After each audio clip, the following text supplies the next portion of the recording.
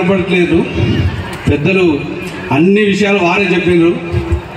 అయినప్పటికీ కూడా తప్పదు కాబట్టి నేను కూడా ఒక 2-3 విషయాలు మాట్లాడతాను, ఎక్కువ మిమ్మల్ని విసిగించకుండా.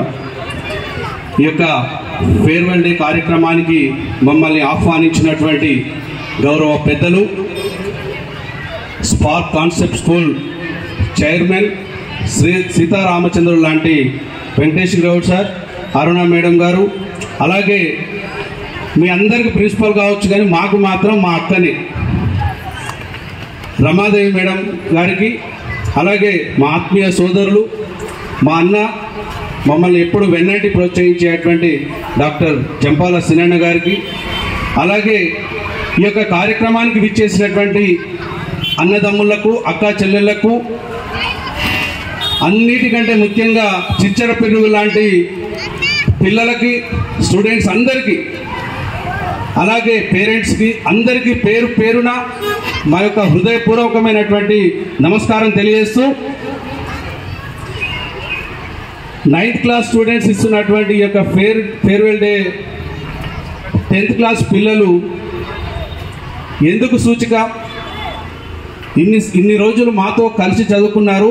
మీ విద్యాబుద్ధులు, మీ క్రమశిక్షణ మాకు చెప్పి వెళ్ళండి.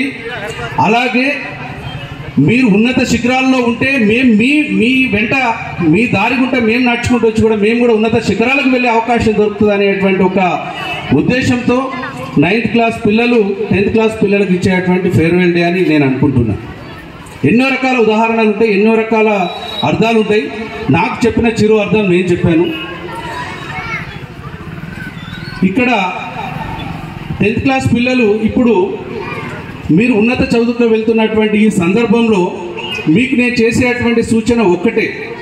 మీ ఆలోచన శక్తి 50 కిలోమీటర్ల దూరం పరిగెత్తేంత శక్తి మీలో ఉంటే,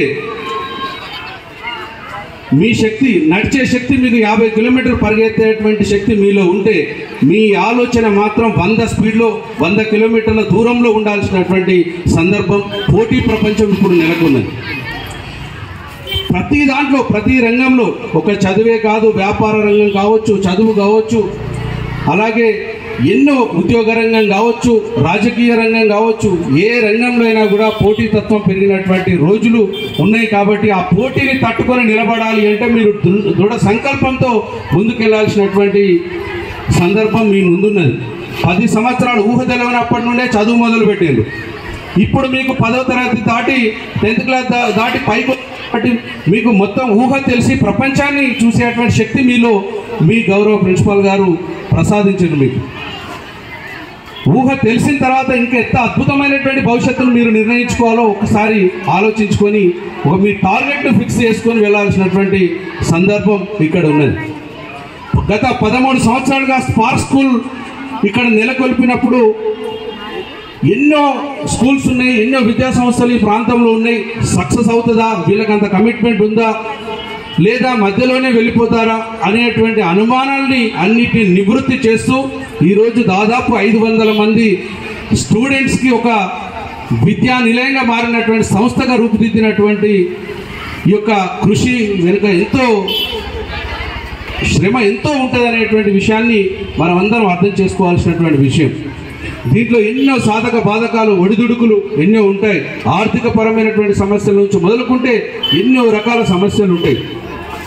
గత 2 సంవత్సరాలు మనం కోవిడ్తో ఇబ్బంది పడ్డప్పుడు ఇంత పెద్ద సంస్థను నడిపించాలంటే వాటి రెంట్ ఎంత, శాలరీస్ కావచ్చు, మెయింటెనెన్స్ కావచ్చు, దానికి సంబంధించినటువంటి ఫీజెస్ కావచ్చు, ఇంకా రకాలు ఎన్ని ఇబ్బందులు ఉంటాయి. అన్నిటిని తట్టుకొని నిలబడి మళ్ళీ ఈరోజు 500 మంది స్టూడెంట్తో విరాజిల్లే సంస్థగా ఉన్నదంటే వాస్తవంగా మీరందరూ, మనందరం కూడా వారికి చేతులు జోడించి నమస్కారం తెలియాల్సినటువంటి సందర్భం ఉన్నది. కోవిడ్ టైంలో కూడా ఆన్లైన్ క్లాసులు పెట్టి పిల్లల భవిష్యత్తు ఖరాబ్ కావద్దు అని చెప్పేసి ఎంతో ఇంట్లో కూర్చొని ఆ టైం ప్రకారంగా వారికి ఆన్లైన్ క్లాసులో వాళ్ళ తల్లిదండ్రుల ఫోన్ను వాళ్ళ తల్లిదండ్రులతో మాట్లాడి వాళ్ళని ఎడ్యుకేట్ చేసి, మీరు అవసరం అనుకుంటూ 1 గంట మీరు ఆఫీస్కి లేట్గా పోండి కానీ ఈ ఆన్లైన్ క్లాసెస్ ఉన్నప్పుడు మీ బాబుకు ఫోన్ ఇవ్వండి అని చెప్పి ఎంతో వాళ్ళని ఎడ్యుకేట్ చేసి ఈరోజు ఆ పిల్లల్ని ఇంత అద్భుతమైనటువంటి పిల్లలుగా తీర్చిదిద్దేటువంటి బాధ్యత తీసుకున్నటువంటి ప్రిన్సిపల్ మేడం గారికి కూడా నేను హృదయపూర్వకమైనటువంటి నమస్కారం తెలియజేస్తా ఉన్నాను. ఈ సందర్భంగా విద్య ఒక్కటే కాదు, విద్యతో పాటు సద్బుద్ధులు కూడా ఉండాలి. ఆ సద్బుద్ధులకు నిలయమే స్పార్క్ కాన్సెప్ట్ స్కూల్ అని చెప్పేసి కూడా నేను సంపూర్ణంగా విశ్వసిస్తూ ఉన్నాను.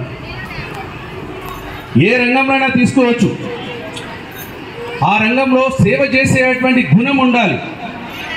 శాలరీ కోసం చేసేటువంటి సందర్భం కాదు, ఇక్కడ సేవ చేసేటువంటి గుణం ఉండాలి. ఆ సేవ చేసేటువంటి గుణం స్పార్క్ స్కూల్ టీచర్స్ అందరికీ ఉండడం, వారందరికీ కూడా పేరు పేరున కూడా నా హృదయపూర్వకమైనటువంటి కృతజ్ఞతలు, ధన్యవాదాలు కూడా తెలియజేస్తూ ఉన్నాను. స్కూల్ టీచర్స్తో పాటు సపోర్టివ్ టీం, బ్యాక్ ఎండ్లో ఉన్నటువంటి టీం అందరికీ కూడా, ప్రతి ఒక్కరికి కూడా పేరు పేరున హృదయపూర్వకమైన నమస్కారం తెలియజేస్తూ ఒక చిన్న విషయం చెప్పదలుచుకున్నాం. ప్రతి మనిషిలో ఉండాల్సినటువంటిది, చిన్నతనం నుండి మనం గుర్తించుకోవాల్సినటువంటిది, ముఖ్యంగా పిల్లలు మీరు వినాలి ఈ యొక్క వర్డ్. నేను చాలా సందర్భాల్లో చాలా వేదికల్లో కూడా చెప్పిన, మీరు వినాలనే ఉద్దేశంతో మళ్ళీ ఈ సందర్భం కూడా చెప్తా ఉన్నాను. పరోపకారాయ ఫలంతి వృక్ష అంటాం. చెట్టు ఫలాలను ఇస్తుంది, చెట్టు తినదు, మనం తినడానికి కోసమే ఇస్తుంది. పరోపకారాయ ఫలంతి వృక్ష, మనం తినడానికి కోసం చెట్లు ఫలాలను ఇస్తుంది. పరోపకారాయ దుహంతి గావాన్, అంటే ఆవులు గేదెలు పాలిస్తుంటాయి. తన పిల్లకు కూడా, తన కడుపులో ఉన్న పిల్ల కొంచెమే పాలిచ్చి మిగతా పాలన్నిటి కూడా మనకు, మన పిల్లల కోసం, సమాజానికి ఉపయోగపడేటువంటి విధంగా పరుల ఉపయోగం కోసం ఇస్తుంది. పరోపకారాయ వహంతి నద్య అంట. వర్షాలు పడుతూ ఉంటాయి, నదులు ప్రవహిస్తూ ఉంటాయి. ఎందుకు? నది నీళ్లు తాగదు. ఆ నది వర్షాలు కురిసి మన దాహం తీర్చడానికి, మన దాహతుని తీర్చడానికి కోసం నదులు ప్రవహిస్తూ ఉంటాయి. కానీ మనం మనుషులుగా పుట్టి చాలామంది స్వార్థం పెరిగిపోయినటువంటి సందర్భాలు ఉన్నాయి. ఎలాంటి స్వార్థం లేకుండా నిస్వార్థంగా పరోపకారార్థం మిదం శరీరం అనేటువంటి సూక్తిని అలవాటు చేసుకోవాలి. మనలో ఉన్నటువంటి శక్తిని కొంతైనా ఇతరుల ఉపయోగం కోసం దారపోయాలి, ఇతరుల ఉపయోగం కోసం, ఇతరుల సేవ కోసం దారపోయాలి అనేటువంటి ఒక అలాంటి సబ్జెక్టుని, అలాంటి అలవాటును నేర్చుకున్నటువంటి ఏ వ్యక్తి అయినా జీవితంలో రాణిస్తాడనడానికి అదే నిదర్శనం అని చెప్పేసి కూడా నేను ఈ సందర్భంగా తెలియజేస్తూ ఉన్నాను.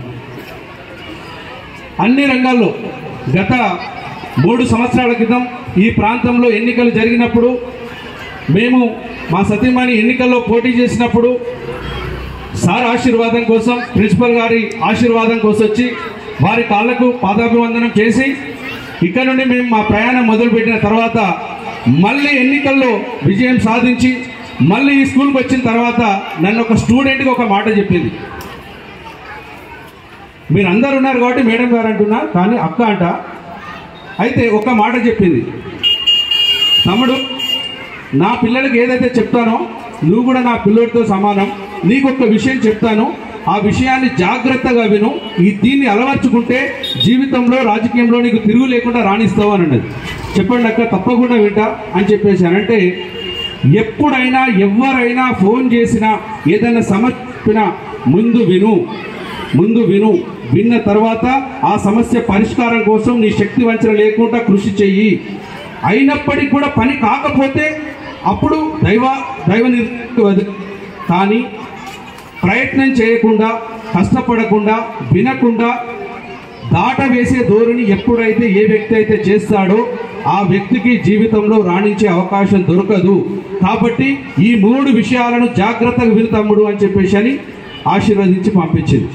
ఆ సందర్భంగా చైర్మన్ సార్ కూడా ఉన్నారు, వారి ఆశీర్వాదంకి వచ్చాను నేను ఆ రోజు. ఈ 3 విషయాలను అలవర్చుకొని అక్క చెప్పినటువంటి విధంగా ఎన్నో సందర్భంగా నాతోటి అయినటువంటి పనిని చేస్తున్నాను, కానటువంటి పనిని ఇతరుల సహాయం తీసుకుంటున్నాం. మరీ కానటువంటి పని ఏదైనా ఉన్నది అని చెప్పేసి అంటే ఇంకా పై స్థాయికి తీసుకెళ్లడమా, లేదంటే మొత్తానికే కాకుండా ఉండేటువంటి సందర్భం ఉంటే వాళ్లకు ఎక్స్ప్లెయిన్ చేసి, వాళ్ళని ఎడ్యుకేట్ చేసి, ఇగో ఈ సమస్య ఉంది అందుకే కావట్లేదు అని చెప్పి వారికి యొక్క సమస్య తీవ్రతను తెలియజేసే ప్రయత్నం చేసే విధంగా చేస్తూ ఉన్నాం. ఈ రకంగా ఎప్పుడైనా ఏ రంగంలోనైనా మీ పిల్లలు మీకు మేము చెప్పేటువంటిది ఏంటంటే, ఈ 10th క్లాస్లో ఉన్న పిల్లలు రేపు సాఫ్ట్వేర్ ఇంజనీర్లు కావచ్చు, డాక్టర్లు కావచ్చు, లేదా సైంటిస్టులు కావచ్చు, లేదా మాలాగా రాజకీయ నాయకులు కూడా కావచ్చు. మాలాగా రాజకీయ నాయకులైనా మీరు ఉద్యోగం చేసిన ఈ సూత్రాన్ని అలవర్చుకుంటేనే జీవితంలో సక్సెస్ సాధించగలుగుతారనేటువంటి విషయాన్ని మాత్రం ఎప్పుడూ మర్చిపోకూడదు. నేను కూడా మా పిల్లలకు అదే విషయం చెప్తాను. నాకు ఒక పాప, ఒక బాబు. నా కూతురు అమెరికాలో ఉంది. ఇప్పుడు అంత పెద్ద కూతురు ఉన్నది అనుకోకండి, ఉన్నది అమెరికాలో ఉంది. నా కూతురు అమెరికాలో ఉన్నటువంటి టాప్ 10 యూనివర్సిటీలో మాస్టర్ సీట్ కొట్టింది. నా కొడుకు ఇప్పుడు బీటెక్ 2nd ఇయర్ చదువుతా ఉన్నాడు.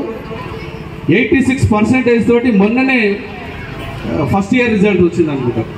86% తోటి కూడా రిజల్ట్ వచ్చింది. వాడు కూడా బాగా చదువుకుంటాడు. నా పిల్లల్ని ఎప్పుడు కూడా నేను ఒకటే చెప్తాను, మీకు నచ్చింది చదవండి, చదివింది ఇంట్రెస్ట్గా చదవండి, చదివింది మర్చిపోకుండా చదవండి, డిస్టర్బ్ కాకుండా చదవండి. అట్లా ఇంట్రెస్ట్ ఉంటేనే చదవండి, లేకుంటే పడుకోండి. ఇంట్రెస్ట్ వచ్చిన తర్వాత గంట తర్వాత లేదు చదువుకోండి అని చెప్తాను. వాళ్ళు ఎప్పుడు చదువుకునేదో ఎప్పుడు లేచేదో నాకు కూడా అర్థమయ్యేది కాదు. నేను రాజకీయాల్లో ఉన్న కాబట్టి రాత్రి టైంలో లేట్గా పోతుంటాం. నేను పోయేసరికి పడుకునేది పొద్దుగాల 4 గంటలకు 5 గంటలకు లేచి కూడా చదువుకునేది. అంటే ఆ రకంగా, అంటే నా పిల్లలని కాదు ఎవరైనా కూడా ఆ రకంగా చదువుకొని ఆ రకంగా కనుక సక్సెస్ఫుల్గా మీ స్టడీని కనుక కంటిన్యూ చేయగలిగి అమెరికాకు పోవచ్చు, అంతరిక్షం దాకా పోవచ్చు, అద్భుతమైనటువంటి ప్రయోగాలు చేయొచ్చు, ఒక కంపెనీనే మీరు పెట్టుకోవచ్చు, ఒక గొప్ప రాజకీయ నాయకుడిగా ఎదగొచ్చు, ఎన్నో రంగాల్లో మీరు సక్సెస్ సాధించవచ్చు అని చెప్పేసి కూడా ఇప్పుడు ఈ ఫేర్వెల్ డే రోజు బయటకు వెళ్తున్నటువంటి 10th క్లాస్ స్టూడెంట్స్ కూడా నా యొక్క ఆశీస్సులు అందజేస్తూ, అలాగే 9th క్లాస్ స్టూడెంట్స్ మీరంతా కూడా ఆ 10th క్లాస్ స్టూడెంట్స్ దగ్గర ఏ విధమైనటువంటి నీతి వాక్యాలు ఉన్నాయో ఆ వాక్యాలన్నీ కూడా మీరు అలవర్చాలని చెప్పేసి కూడా మిమ్మల్ని కోరుతా ఉన్నాను.